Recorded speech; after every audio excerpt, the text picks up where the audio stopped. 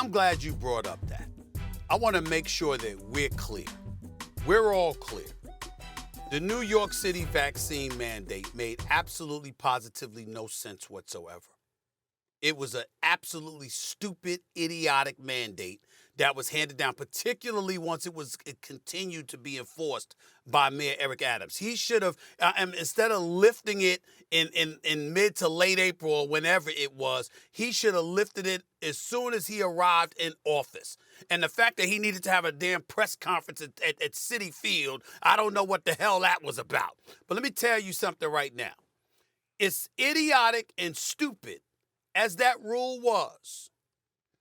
A whole bunch of players for the Knicks and the Nets, in fact, every player for the Knicks and the Nets, other than Kyrie Irving, said, yo, I hate it, it's stupid, it makes no sense, but you know something, we got to do what we got to do because we're trying to play, we're trying to win the chip.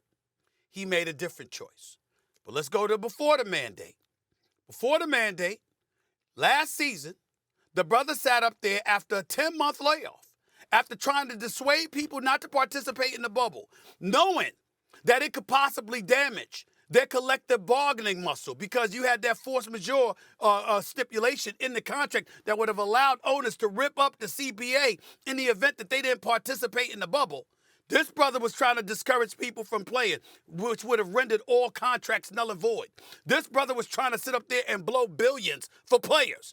This brother did it without even consulting with the higher officials like CP3 and others within the Players Association at the time he made those public comments. Then despite them playing, after a 10-month layoff, the season resumes. After they won the championship in the bubble with LA and Miami, after LA won the chip.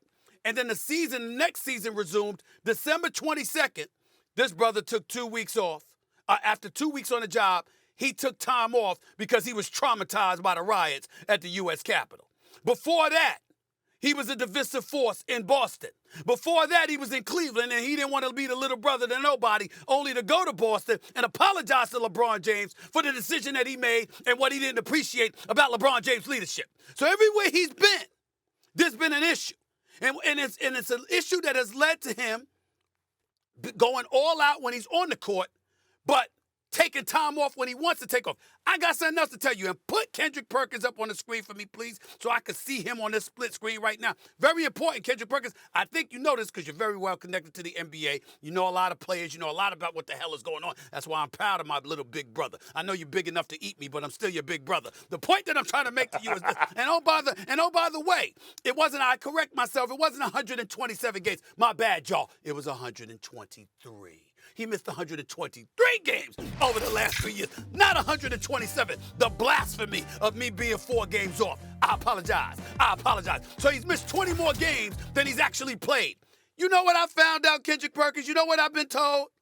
Do you know that this brother Kyrie Irving last season would conduct his own practices? So when Steve Nash had the team on the floor and they practiced, they would finish and he'd go and get 5 guys and conduct his own practice. You have any idea how disrespectful that is to the players? You have any idea how disrespectful that is to Steve Nash, rather? He conducted his own practices after Steve Nash conducted a practice. I mean, he's driving them crazy. And so what I'm saying is, at the end of the day, your talent is one thing. When we talk about marquee, elite, all-world talent, Kyrie Irving is on the top floor. He belongs in that room with all of those brothers in terms of his talent because he's that spectacular. But when it comes to a lengthy contract, you and I both know, Kendrick Perkins, it's not just about your abilities. It's about your availability and your willingness to be available, to capitulate and participate in the best interest of team. And when that is a question mark, you do not give a lengthy contract extension fully guaranteed. Hell no. Thanks for watching ESPN on YouTube. For live streaming sports and premium content, subscribe to ESPN+.